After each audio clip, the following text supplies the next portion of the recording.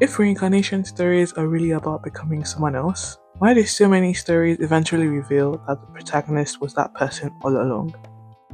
The sequence many manhwa or manga readers are overly familiar with is this. A woman wakes up inside someone else's body. After a brief identity crisis that usually only lasts for half a chapter, she decides to survive. She starts treating people around her better.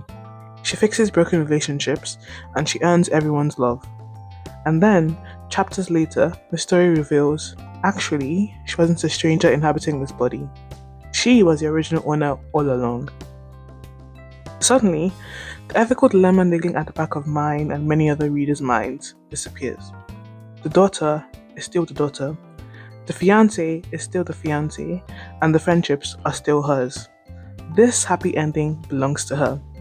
And every single time this happens, I always feel like the author was just avoiding a difficult conversation. Because the moment you take the mechanics of reincarnation seriously, this story becomes much more complicated than most of these series seem willing to admit. Imagine this for a moment, if you will. Your daughter, who you've raised for years, suddenly becomes wise beyond her years, acting more like your colleagues at work than like the teenager she's supposed to be. Your bratty little sister starts saying please and thank you overnight. Your fiancé develops an entirely different personality and insists on breaking off the engagement despite being all on board only weeks prior. Your childhood friend no longer remembers the time you both snuck out that one summer night.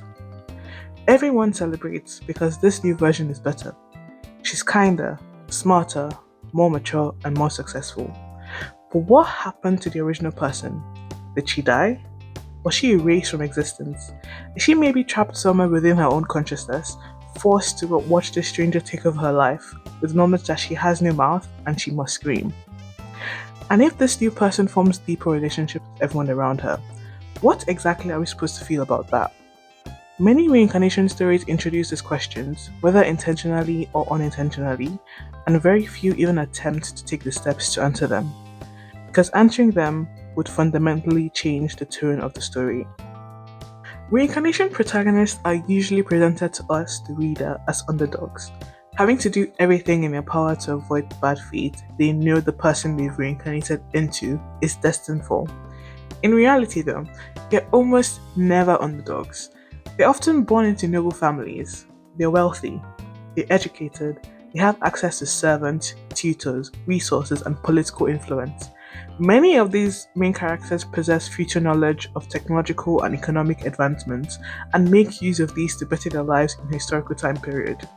Sometimes they literally know every single plot beat and how it affects them with photographic memory. They know which people become important later and how to get these people on their side. They have foreknowledge of events and know how to turn them to their favor, and they often possess knowledge of important characters' deepest secrets and use them to either get them on their side or ruin them completely. And specifically in villainous stories, they get one more advantage. The original character set the bar on the floor. A heroine usually doesn't need to become extraordinary to gain the trust and loyalty of the people around her.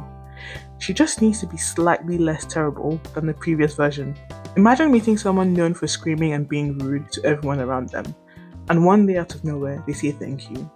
People would think a miracle occurred and would do anything to appease that person to avoid the previous behavior showing up again. That is often the entire setup of reincarnation and isekai stories. A protagonist arrives with knowledge, maturity, and perspective that the original character never had. Then the story treats her success as proof that she deserves everything she receives. Which raises an uncomfortable question. Who actually earned those relationships? You know that one joke about how stupid we all were for going to school for having when we were 5 instead of buying Bitcoin or Apple stock? Many reincarnation and isekai stories are usually just replacement fantasies, where we imagine going back in time to carve out the most successful path for ourselves using our knowledge of the future and build better relationships with our loved ones. In most stories like this, the family loves the new version more. The love interest prefers the new version. The servants prefer the new version. The friends prefer the new version. Over the course of the story, it becomes increasingly clear to the audience that this person is better than the original.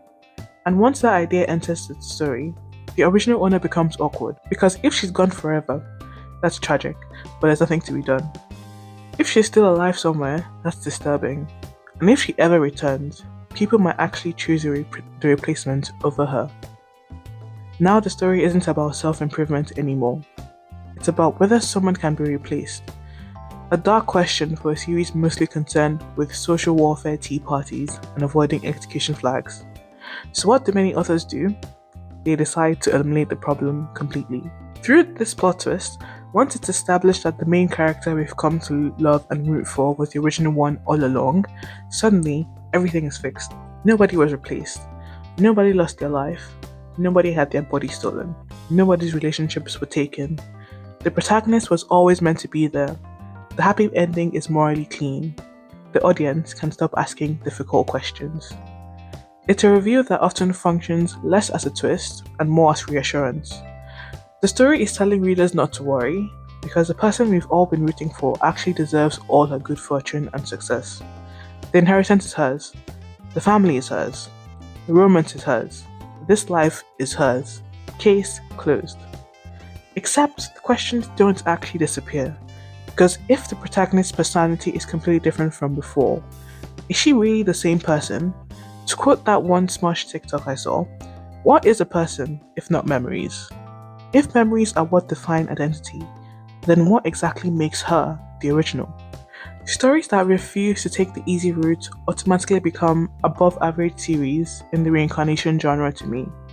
Stories like Not Your Typical Reincarnation Story and Kill the Villainess that establish the original people as more than placeholders, or even Philemon the Fake, which tells a story from the perspective of someone who was born and raised in the original world.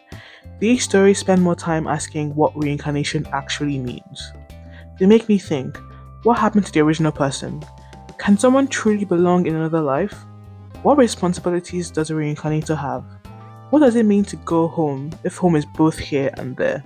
Instead of treating reincarnation as a convenient power-up, they treat it as a genuine disruption of identity. The result is often messier or more memorable, because the premise is finally allowed to matter. I don't think that she was the original all along twist exists because authors are lazy. I think it exists because reincarnation stories accidentally create a problem they never intended to solve. The genre wants the fantasy of a second chance, but the mechanics often imply something much stranger. A life exchanged, a person replaced, a family mourning someone they don't realize they've lost. The moment the story confronts these implications, it stops being simple wish fulfillment and becomes a story about identity and ownership. It prompts discussions about whether our relationships belong to our bodies, our memories, or something else entirely. And that's why so many stories eventually reveal that the heroine was the original person all along. Not because it's the most interesting answer, but because it's the safest one. The real question was never whether she belonged in that body. The real question was whether we were willing to accept the possibility that she didn't.